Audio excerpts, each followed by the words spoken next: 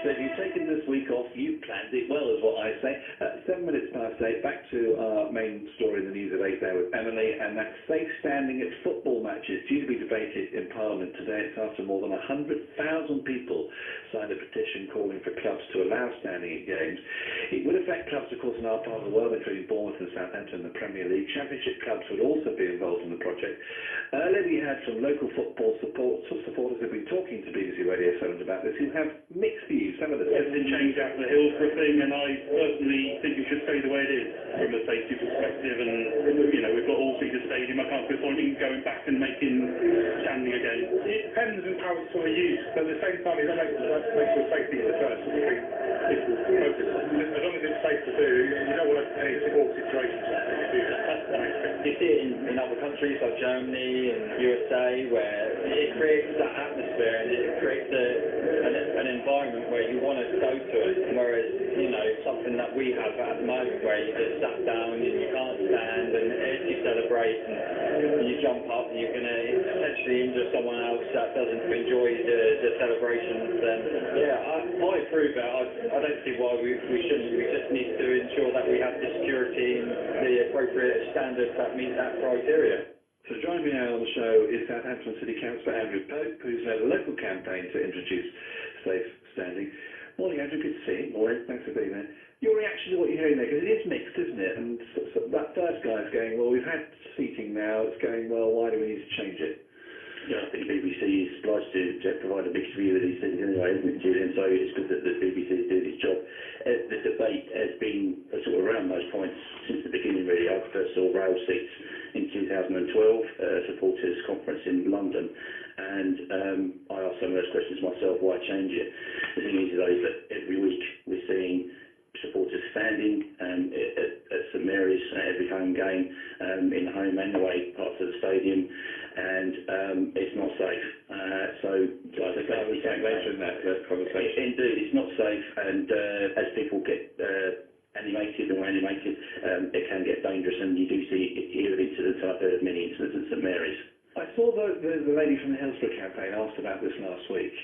You know, this is nothing to do with BBC, this is to do with that campaign, who was firstly upset that they'd not been consulted about this change, because she felt of all the people they would talk to, it would be the Hillsborough family groups. And as you might imagine, passionate that they shouldn't bring back standing areas. What would you say to her?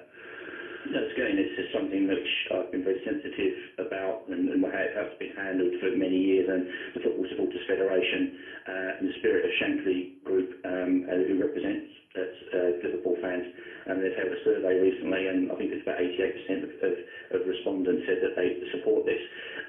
There has been support from some of the Hillsborough families. But not all. Not all, no. But the vast majority of fans across England support safe standing, and survey after survey has proved this. And today's debate in Parliament is as a result of the huge support for safe standing. And we have listened as campaigners to the concerns, and that's why rail seats are the proposed solution. Now, on that note, taking on from what you've just said, this is Andy's emailed me from Germany this morning. He says, hi Julian, maybe a look should be taken at the stadia in Germany. All the grounds have a mixture of seated and standing areas. I can't remember the last time I heard of any injuries, let alone deaths.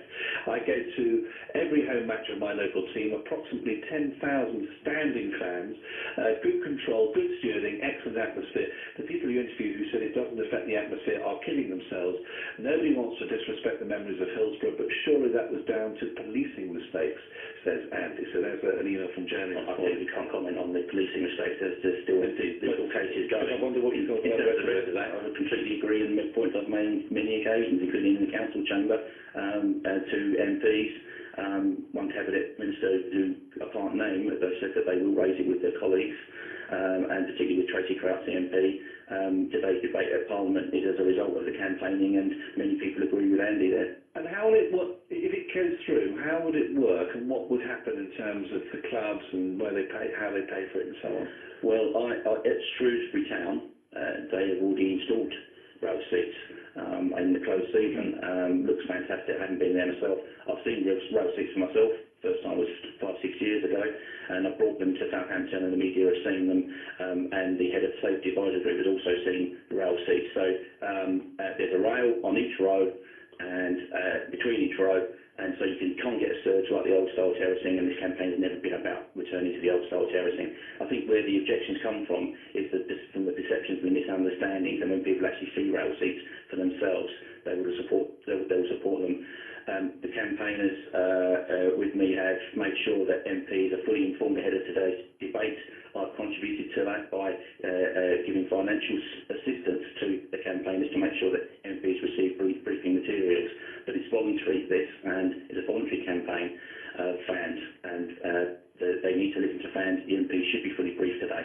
And got to ask, if this changes, where will you be in the stadium? Standing? I'll be in the standing area. You'll be in the standing area. Absolutely. Yeah, totally. Yeah. No, you never go back to seats, personally. Maybe in my older years I might want to, but this is the point. It's about choice.